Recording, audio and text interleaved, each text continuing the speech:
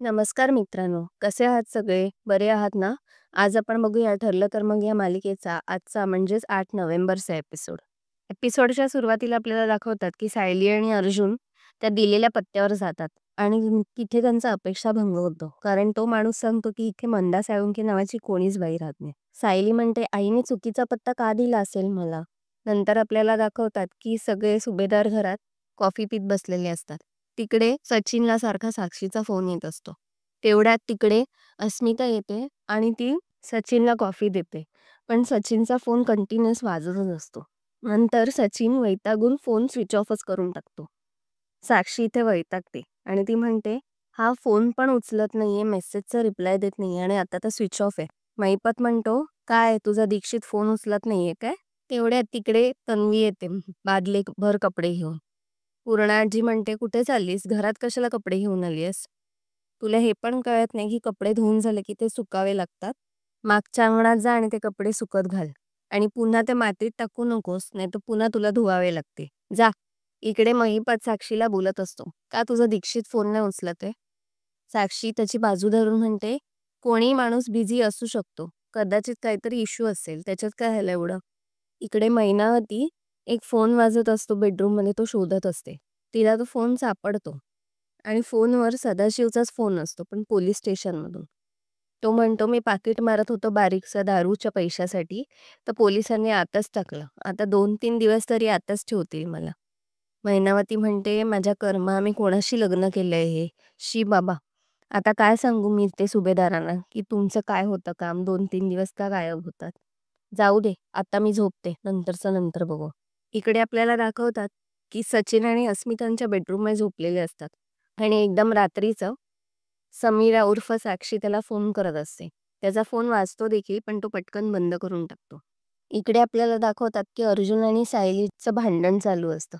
चैतन्य पण देखील त्याच्यात फोन करतो. सायली म्हणते, ह्यांना स्वतःच्या बायकोवर विश्वास ठेवायचा नाही, आता तर मी काय सांगू? चैतन्य भाऊजी तुम्ही तरी ऐका. अर्जुन म्हणतो, मला विश्वास ठेवायचा आहे असं नाहीये, पण DNA रिपोर्टचं मी काय करू? आणि मग ते भांडायला लागतात दोघं जण.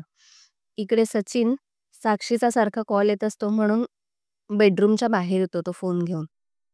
मग सचिन साक्षीला फोन करतो आणि म्हणतो, अगं मी मित्रासोबत डिनरला आलो होतो आणि आमच्याकडे तो फेस डाऊन फोन आहे. म्हणजेच ज्याचा फोन पहिला वाजेल त्याने डिनर आणि ड्रिंक्सचे पैसे पे करायचे. म्हणून मी फोन उचलू शकलो नाही. कारण उचलला असता तर मला सगळे पैसे पे करायला लागले असते. मग साक्षी लगेच शांत होते आणि म्हणते, बरोबर आहे. तुला प्रॉब्लेम झाला असता ना? इथे अर्जुन पाणी भरण्यासाठी आलेला असतो खाली. तो बघतो की घराचा दरवाजा उघडा असतो. त्याला आश्चर्यच वाटतं. तो विचार करतो की एवढ्या रात्री दरवाजा का उघडा आहे? ह्याचं बोलणं चालू असताना अर्जुन तिथे पोहोचतो. अर्जुन म्हणतो, तू एवढ्या रात्री काय करतोयस? सचिन म्हणतो, अरे US टायमिंग, तिकडे आता सकाळ आहे ना, म्हणून फोनवर बोलत होतो. एनिवेज, अस्मिताला कळलं की मी फोनवर बोलतोय तर ती चिडेल. मी जातो, चल बाय. अर्जुन म्हणतो, माझी बायको पण चिडली, मी पण जातो. इकडे आपण बघतो की सायलीला स्वप्न पडलेलं असतं तिच्या वाढदिवसाचं. तिला तिचे आई वडील देखील दिसतात, पण त्यांचे चेहरे काही नीटसे दिसत नाहीत आणि ती दचकून जागी होते. नंतर आपल्याला दाखवतात की प्रतिमाला देखील तेच स्वप्न पडलेलं असतं आणि रविराज तिची चौकशी करत असतो. सायली अर्जुनला सांगण्याचा प्रयत्न करते, पण अर्जुन म्हणतो, तुझ्या मनात जे आहे तेच स्वप्नात दिसतं. तू त्याचा नको विचार करूस, राहू दे, तू झोप. आणि तिला पाणी देऊन तो झोपवतो. मित्रांनो, आजचा भाग इथेच संपला. पुढील भागात आपल्याला दाखवतात की तन्वीचा वाढदिवस असतो. प्रतिमा तन्वीला केक भरवायला जाते, पण तो ती केक तिला न भरवता सायलीला भरवते आणि सायली तिचा तसाच हात धरून रविराजला भरवते. सायली म्हणते, हे सगळं आधी माझ्यासोबत झालंय असं मला का वाटतंय? आणि पुन्हा तिला तिच्या जुन्या आठवणींचा त्रास चालू होतो. हे सगळं बघून बाकीच्यांना पण आश्चर्य वाटतं.